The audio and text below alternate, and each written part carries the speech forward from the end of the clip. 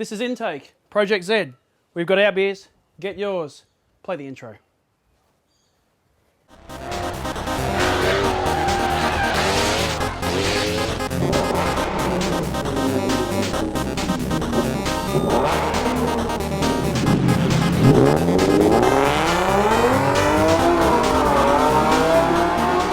Today on Intake, we're changing out the auto salon inspired white vinyl interior for the factory tweed.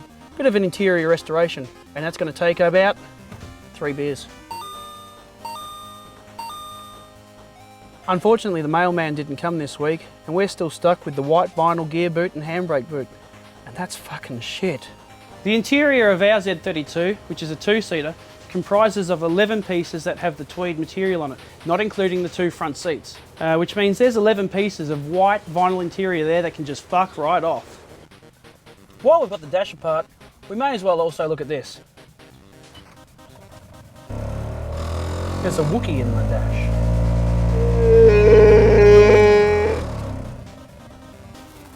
We'll start with the door. Just kidding. We'll use this one. Take the seatbelt off.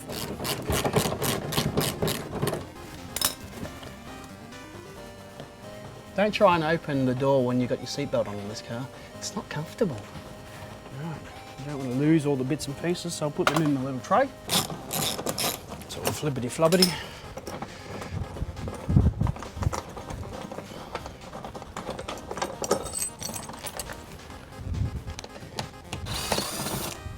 It's like doing a speed run for removing door trims on a 300ZX.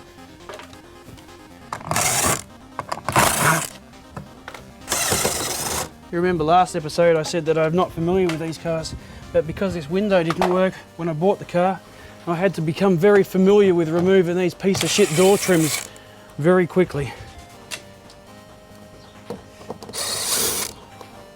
And what I'm told is that these tweeters aren't factory, which is good because these new door trims don't have them.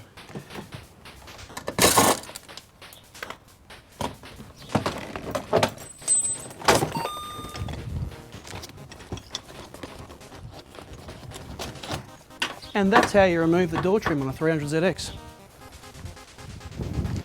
Now that the door trim's off and I've plugged the window switch back in, because this is the only car in the history of the entire world that I've ever seen, we've got to have the window down to get this remaining piece of trim off there. And that's probably why the previous owner has broken it. But I'll just pop out the trim. There's a screw in there.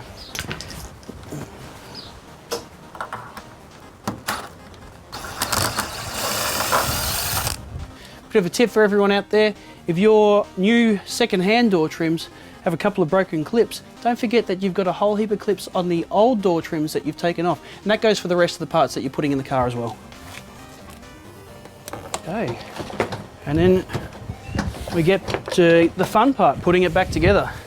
Now the hardest part of this is putting these clips back into the holes without bending them or breaking them, which is why we had those broken ones earlier. Now that the door trim is hung back on the door, we can get back to the reassembly. So basically the reverse of what you've done on the way out. And if you've broken something on the way out, then you've pretty much fucked. With the door switch reconnected, it's now a good time to test your windows. Otherwise you're going to have to take everything apart again. Excellent. Don't forget this little thing.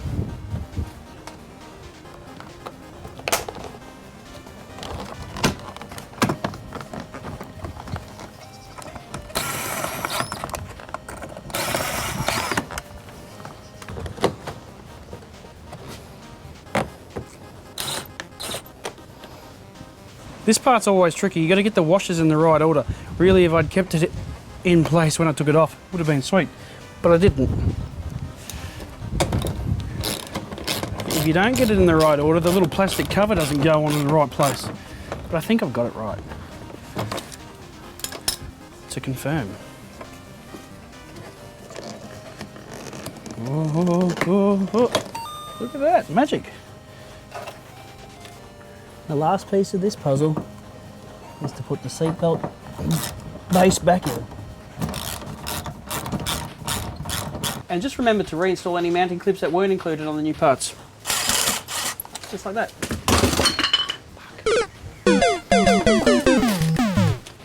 And just remember to torque everything to spec. That should do it. We've made a fairly good start and got both door trims done. We're one beer down and into the thick of things. And now it's time to fuck off the rest of this interior. So I'm going to start by removing the center console, and I'm sure there's going to be somebody in the comments that's going to tell me that I've removed heaps too much, but I'm going to start with the gear knob. More than 3 turns and you're playing with it.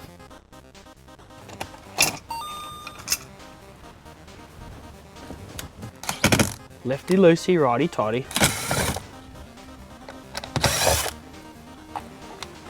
The last thing I want to do is break anything. If I take it easy,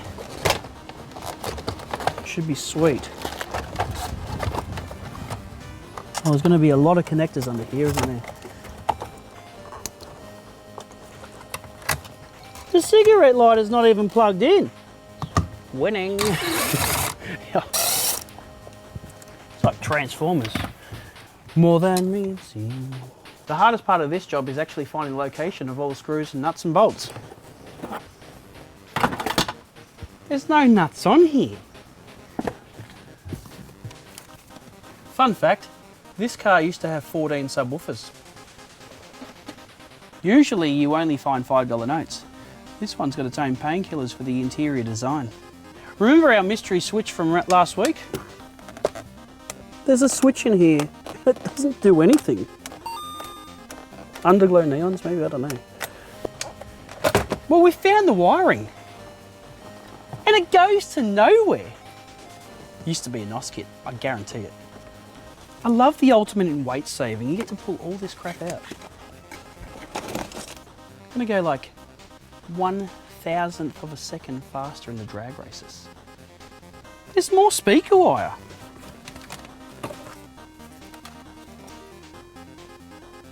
So we've found some more wire. I can only summarise it with the 17 amps that this has had in the past and the white vinyl interior. This was the runners-up at AutoSale in 2004. Why did I do that back up? Oh no, that was that one. Thought I just undid and did up the bit that I had to undo to remove the friggin' trim. You'd only be so stupid once though, wouldn't you? Yes! I almost have to be a contortionist to get into all the difficult spaces to get all this shit out.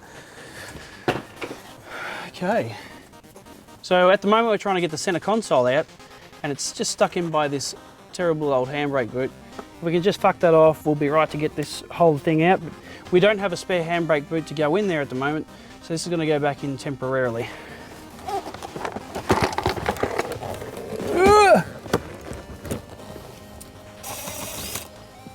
Yeah, buddy!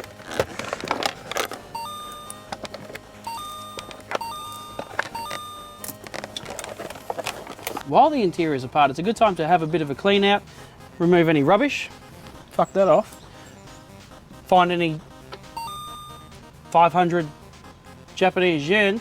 Domo arigato, Mr. Roboto. And now it's time to reinstall the new interior. Ooh. Ooh. Ooh.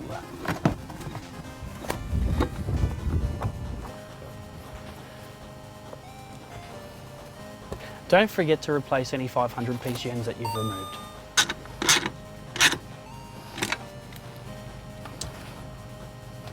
The hardest part of any job is actually trying to remember which screws go where.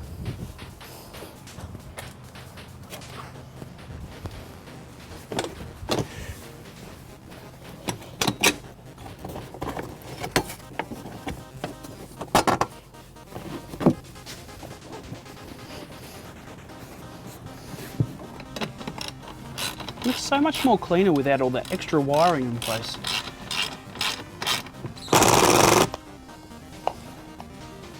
Even though I've washed this, it still stinks. It smells like...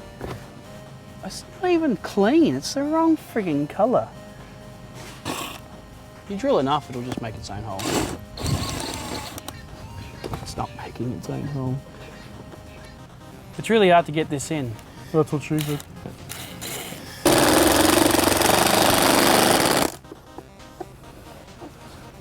And just like that, our interior is starting to take shape. This is what 30 years of smoking mild 7s inside your car will get you. Filth. And it smells bad too. You just be happy that they don't have a smell tube. I think that's a different website. So I really should have kept track of what interior screws went where. I'm going to take a fairly good guess because I know these went in the centre console. Hot tip for those doing this work in the future, just keep your shit together. So we're just going to put the last piece of trim in. And now we can move to the front half of the cab. So we've completed the back half of the tweed install, and now we're onto the front half. As you can see, we've got the centre console out, and we're just going to piss off all this speaker wire. So that should be able to be cut. It's not even fucking connected. Who owned this car? Oh, I probably don't have an antenna either. So we're 2 beers down, and the next thing we're going to do is remove the last of the vinyl trim. And that lets us install the last of the tweed, which is going to be the difference between an albino dominatrix and your grandfather's favourite couch. So I've got to work out where I've got to remove all these bits and pieces from, but I think I'm going to start with the screws that are around the glove box and pretty much go from there. There's rat poo in the glove box. That's fucked. I'm not actually sure, but yeah, I do have to remove it. Here's a bit of a tip for you. If you can't work out how to fuck something off out of your car, check out the new part and that'll reveal where the mounts are. Here they are here.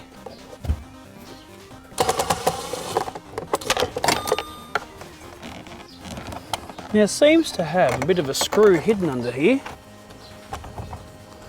And I don't really want to remove that piece of trim.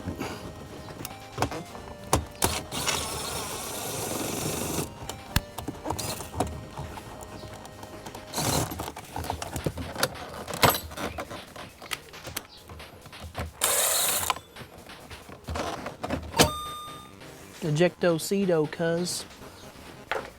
Good news. That's the last bit of the passenger side that we have removed, so we can fuck that off. Now remember that aircon noise from earlier?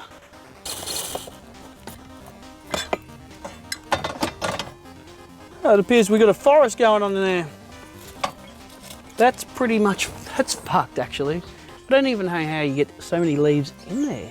So we get the shop vac out, we'll just vacuum all that out and see if it quietens the thing down.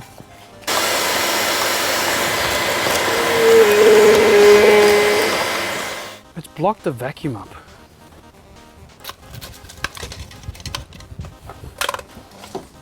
We'll just have to use a nozzle without the nozzle.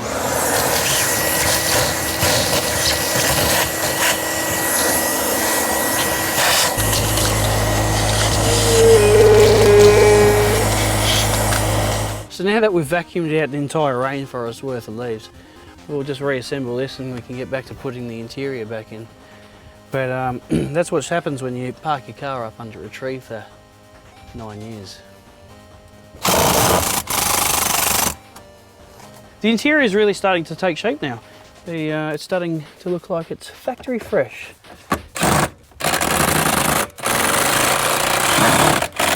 That sounds like it's torque to spec. Here's our new centre console, which is from an Australian delivered 2+2. Here's our original centre console, which is from this car, which is a 2+0 Japanese model. It's got all the JDM stickers. Now I know which one I'm going to use.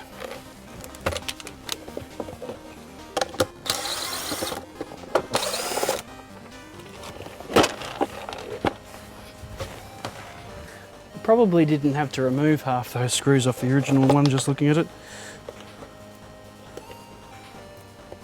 We'll find out in a moment.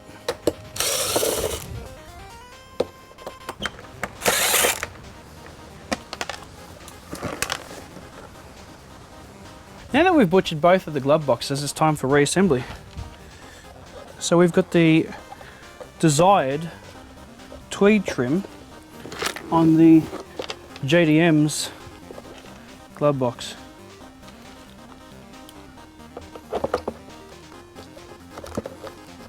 And my screwdriver's gone dead. How do you get so much poo into your car? How do you stay healthy while driving a car with so much poo in it? I can't work that out. The good thing about having a couple of duplicate trims is that you're always going to have a heap of spare screws, because it doesn't just take screws to hold your trim into the car, it also takes screws to hold your trim together. And I tell you, there's more screws in this glove box than there is in the door trim and the centre console combined. Don't forget to do up the nuts. Make sure it's aligned before you tighten everything up.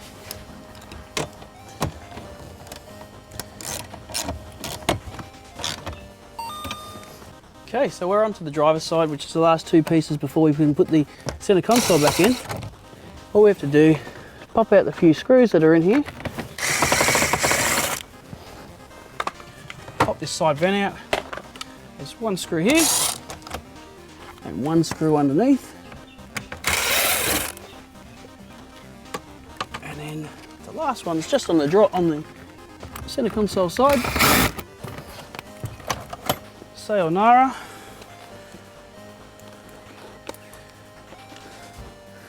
Keep the screws.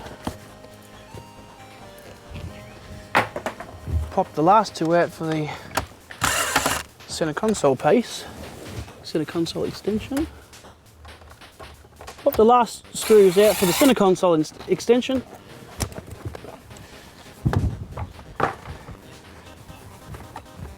And we're ready to install the suede. Our new piece front of the steering wheel.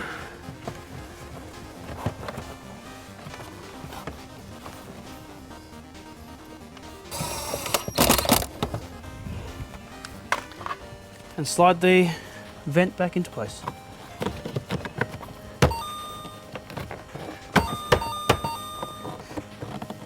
Bit of gentle persuasion never hurt anyone. Okay, so we're about to put the last piece of the puzzle into place. And we've still obviously got the white boot for the handbrake, but that's in the mail. That is one of the genius things about living in a rural area, is that you just don't get things delivered in time to shoot videos for YouTube. Oh, that's nice. Okay. Last screw goes into the center console and you can replace the carpet. So we'll just work out the last few screws that holds everything together.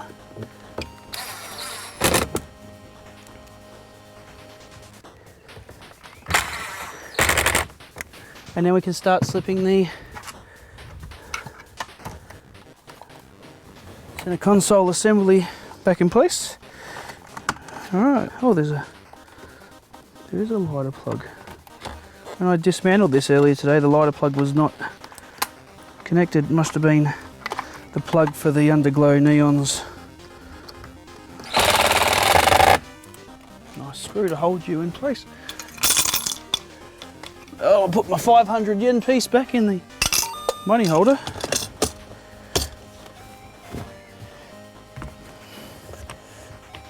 Finish it off with that gear knob.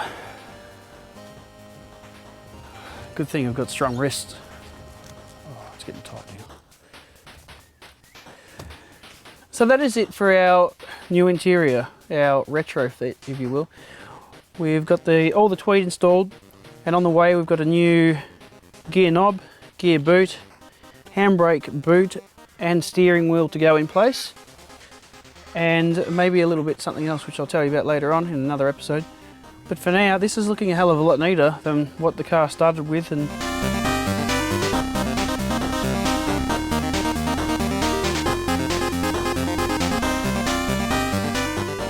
so that was it for episode 2 of Project Z on intake.